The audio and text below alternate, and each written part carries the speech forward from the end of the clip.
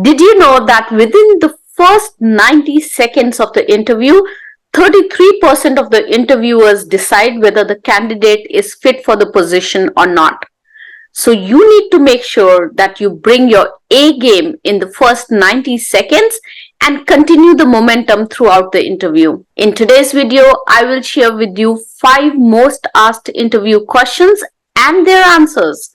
With this information, you'll be ready to start answering interview questions like a pro and land more job offers. Let's dive right in. The first question that most interviewers will invariably ask you is, tell me about yourself, or let's start with introductions. In my 20 years of hiring manager experience, I have seen very few candidates truly prepared for this question. This question does not mean that it's time to tell your whole life story.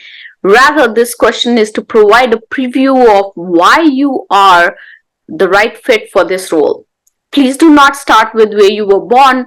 Don't worry about sharing your educational details or even your entire career history unless it's part of your elevator pitch. To answer this question, clearly articulate these 3 things: your professional experience, results you drove, and your values and your leadership style. Here's a good example. I'm a marketing leader with 20 plus years of experience leading digital marketing initiatives. And through this, I have driven double-digit growth and a 10% increase in customer lifetime value year over year. I truly believe in the value of diversity of thought and encourage my team to bring their authentic self to work. And then pause.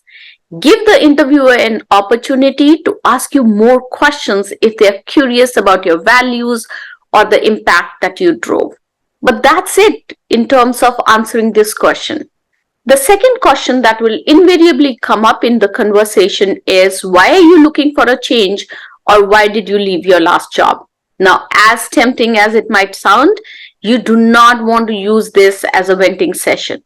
Instead, try saying something like this: I've had amazing highlights from my previous role that allowed me to develop significant expertise in my functional area and has contributed significantly to my skill set.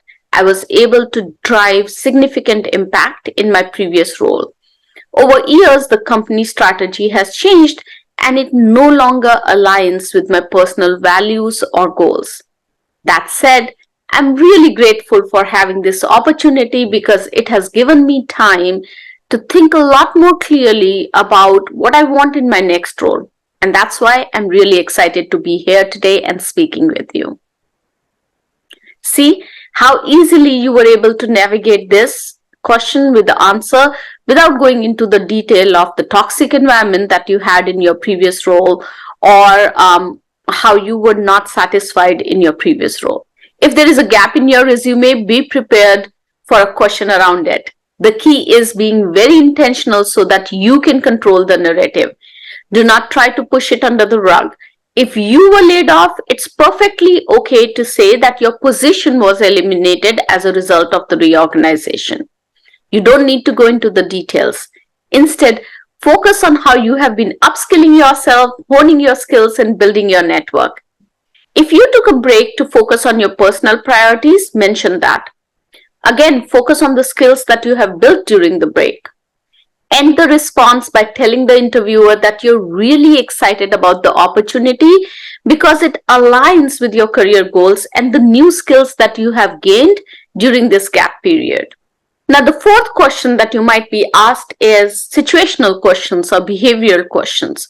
These questions typically start with, tell me a time when, or tell me about a time when. Pro tip is, don't go off tangent in these kind of questions. These are open-ended questions, so you need to use the STAR methodology to respond to these questions. STAR stands for situation, task, action, and result. Let's break it down. First, describe the situation or the problem statement in 1 or 2 sentences. Then talk about the task at hand, again in 1 or 2 sentences. Next is action. This is where you spend most of your time while answering this question. 4 or 5 sentences where you tell the interviewer how you used your functional and power skills to address the situation. and then wrap up the response with the result. 1 or 2 sentences describing your success and learning. This entire response should be about 10 sentences.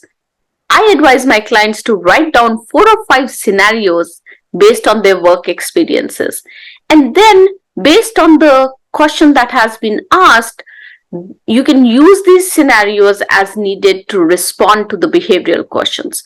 So, those 4 or 5 examples are more than enough to cater to any behavioral question that you have been asked. The key is to understand the task and the action and the impact and have it in a data driven format. Most interviewers end the interview with, "What questions do you have for me?"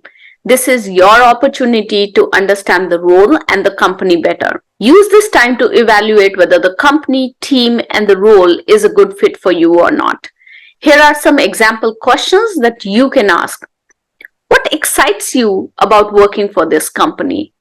How would you measure success in this position?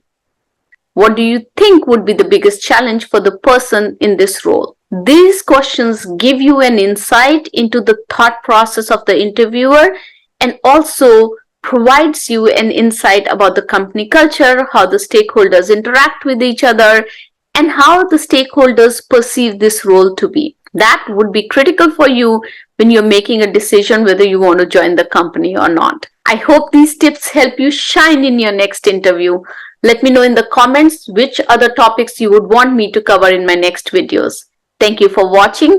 Don't forget to subscribe if you already haven't done so and hit on the notification bell icon so that you can be reminded every time I release a new video. I'll see you in my next video. Have a successful week. Bye-bye.